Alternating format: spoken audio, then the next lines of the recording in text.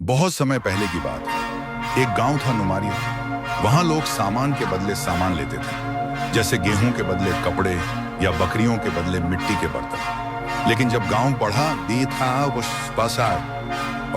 बढ़ा, ये तरीका मुश्किल होने लगा। हर किसी के पास वह चीज नहीं होती थी जो दूसरा चाहता। तब लोगों ने एक नया तरीका अपनाया, लिखित वादा। जैसे मैं तुम्हें 2 बोरी गेहूं दूंगा। धीरे धीरे ये वादे उधारी के कागज बन गए।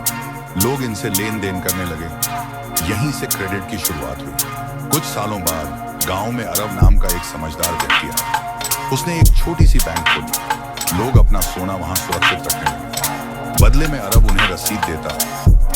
कहानी रिश्वा, आपका सोना हमारे पास जमा है।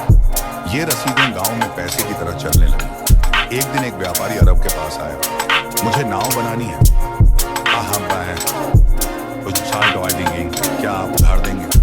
अरब ने बैंक में रखा थोड़ा सा सोना उसे उधार दे दिया और बाकी बचाकर रख लिया, ताकि बाकी लोगों को भी उनका सोना वापस मिल सके। नाव बनी, व्यापारी ने मुनाफा कमाया और पैसा लौटा दिया। अब तो लोग और भी उधारी मांगने लगे। गांव में दुकानें, घर, सड़कें बनने लगी। व्यापार तेज हुआ।